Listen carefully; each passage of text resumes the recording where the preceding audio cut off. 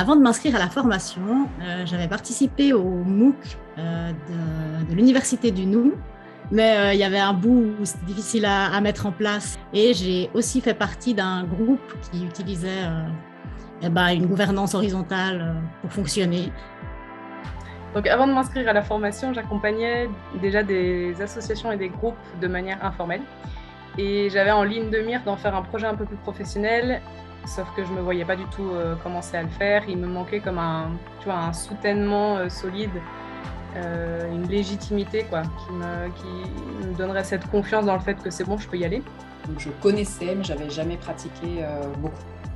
Je pensais percevoir dans les grandes lignes de quoi il retournait, mais qu'il me manquait un certain nombre d'outils et la capacité à ne pas projeter et surtout à ne pas se raconter l'histoire, à ne pas participer à l'histoire. Alors, on avait été formés en équipe par Joy. La formation, c'était très chouette, la formation qu'on avait eue collectivement. C'était très chouette, mais pas suffisante pour amener l'équipe dans la gouvernance partagée et dans des réunions hyper efficaces, rapides. Non, j'avais besoin de plus. Nulle part, j'y connaissais rien. Je partais de zéro. Là, j'ai une fonction de manager, mais je n'ai pas fait d'études de management. Donc, ce grand parcours m'a intéressée parce que je sentais qu'il allait plus loin que les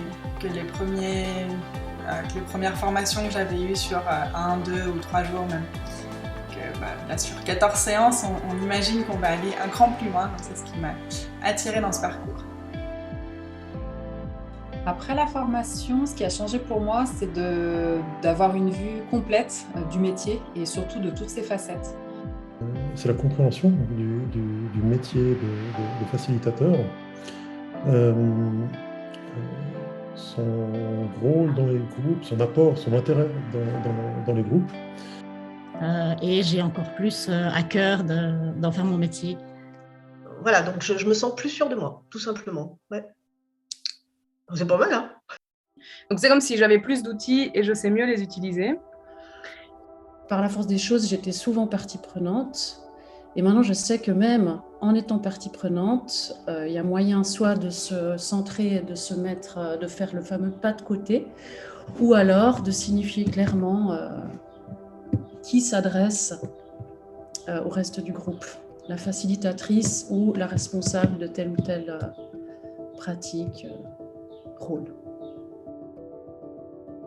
Dans la formation, ce que j'ai le plus apprécié, c'était l'équipe encadrante qui était toujours présente à nos besoins au sein de l'équipe en fait, et les besoins personnels de chacun, très à l'écoute. Et puis tout ce qui est documentation et comment la formation est conçue, c'était très très riche. Donc l'intelligence de la méthodologie, de la pédagogie, l'intelligence de l'enchaînement qui rendent possible la digestion, l'ingestion de tous ces apports, de cette masse d'apports. Je dirais que ce que j'ai particulièrement apprécié dans la formation, c'est le fait qu'elle soit continue et à un rythme soutenu.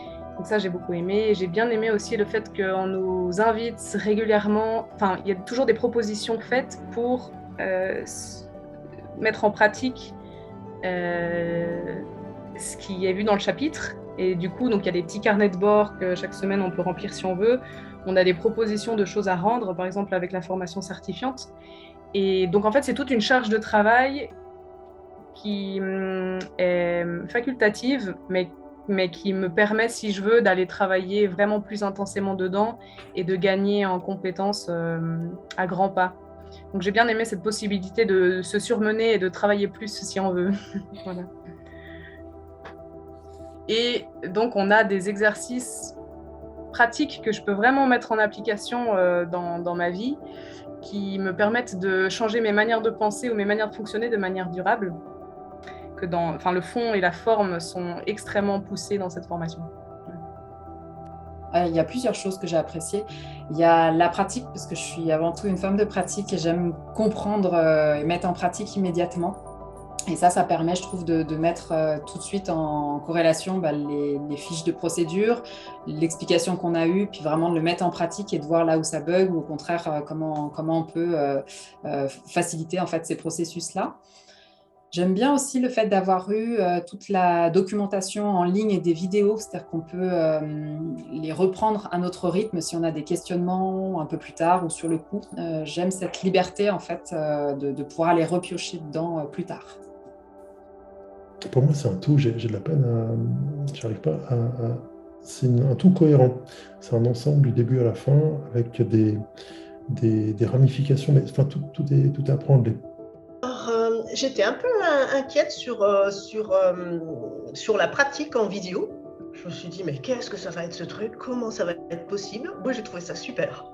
J'ai trouvé super le fait qu'on se retrouve à 2, des fois à 4, des fois en plénière. C'était vraiment intéressant. Ouais, le rapport qualité-prix est, je trouve, vraiment à saluer. Pour moi, c'est la formation la plus complète qui existe sur le marché. Moi, j'ai bien aimé la pratique. Peut-être c'est très dense et ça fait beaucoup de choses à intégrer sur quelques semaines. Et en même temps, voilà, le rythme des séances, la dynamique de groupe fait que c'est un cadre qui est adapté et qui est profitable en fait pour découvrir et s'approprier ces outils.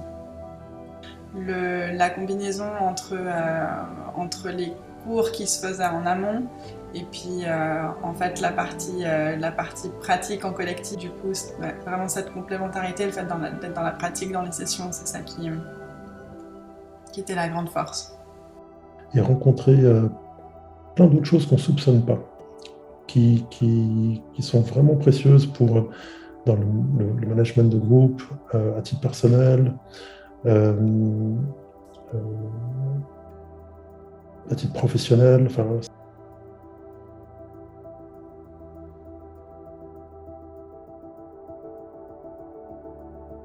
Si c'est quelque chose qui vous plaît et que vous avez envie de le faire, je vous encourage parce que je pense que le monde en a besoin et que c'est des belles compétences aussi personnelles qu'on acquiert dans tout ce qui est relation avec les autres.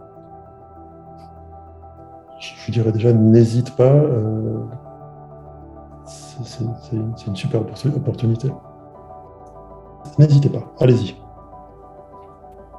Je leur dirais que c'est une formation qui est justement complète, qui allie plusieurs choses, que ce soit le développement personnel, que ce soit la facilitation et puis l'intelligence collective, et que le combo des trois fait qu'on a une posture propre, des processus, et qu'on peut vraiment utiliser la facilitation dans différents domaines. Pas hésiter, parce que c'est un bénéfice incroyable dans les relations humaines, tout simplement. Ça peut être que positif, même pour ta vie perso. Alors, s'ils appartiennent à mon domaine professionnel, le domaine culturel, qui, par la force des choses, travaille nécessairement en collectif, venez tous et toutes, parce qu'on en a vraiment besoin. Au niveau personnel, j'ai pas mal évolué pendant la formation parce qu'il y a beaucoup de travail qui est fait à ce niveau-là, notamment avec par exemple les niveaux logiques et puis notre intention pour notre vie finalement. Et puis dans mon projet, ça a amené beaucoup de clarté chez moi et j'ai découvert des nouveaux processus pour être plus en paix avec moi-même et avec les autres et améliorer mes relations à toutes les échelles. La première chose, d'un point de vue personnel, c'est de ne pas être réactive au quart de tour. Donc, ça m'a apporté de la souplesse, je dirais aussi. De la souplesse. Et j'arrive mieux peut-être à identifier les comportements, mes propres comportements qui nuisent ou bien qui soutiennent mes valeurs, et donc à privilégier l'efficacité des comportements qui soutiennent mes valeurs. La gestion des préjugés, des a priori, des principes qu'on s'est construits en pensant qu'ils nous permettaient de nous affirmer d'un point de vue identitaire, qui nous permettaient de nous assimiler à des groupes sociaux, à des courants, en pensant que c'était des forces, alors qu'il s'agissait de croyances fixes et, et qui nous permettaient de nous assimiler à des groupes sociaux, à des courants, en pensant que c'était des forces, alors qu'il s'agissait de croyances fixes, figeantes, et qui nous permettaient de nous assimiler à des groupes sociaux, à des courants, en pensant que c'était des forces, alors qu'il s'agissait de croyances fixes figeantes, et et en fait énergivore aussi. Et puis qu'il y a des principes à cultiver et d'autres pas. Ça semble très simple à dire, très bête, mais c'est souvent les plus grandes révélations en fait. Je dirais que ce que ça m'a apporté principalement, c'est le travail sur moi, d'acquérir des outils à la fois là-dessus et puis de prendre conscience, en fait, prendre conscience de la posture, de l'esprit de facilitateur, des difficultés qu'on pouvait rencontrer face à soi-même et face aux autres, et puis de pouvoir réfléchir vraiment là-dessus, des outils pour surmonter des difficultés, des tensions, voilà, des difficultés dans les rapports aux autres, dans la posture face au groupe. La créativité qui se met en marche par rapport au mode de gouvernance, à la façon dont des humains peuvent fonctionner ensemble. Il y a tellement plus que la vision pyramidale. Le recours à l'intelligence collective fait que j'aime l'idée qu'une idée est bonne d'où qu'elle vienne. Et pour avoir fait l'exercice récemment au bureau, j'étais impressionné à quel point des bonnes idées peuvent émerger extrêmement rapidement. Et c'est vraiment quelque chose qui représente un plus à tous les niveaux, quoi. Ce qui m'a beaucoup touché, intéressé, et je pense que ça va continuer à être un sujet de réflexion, c'est tout ce qui est lié au processus qui met en pratique l'intelligence collective. Et puis donc aussi d'avoir des méthodes qui me mènent plus assurément vers le succès ou vers l'accomplissement de mes objectifs. Et je pense par exemple au sprint agile. J'ai remarqué que ça réduit ma procrastination parce que je perds moins d'énergie à me fatiguer, à me demander où j'en suis. Et donc merci à cette formation pour ça.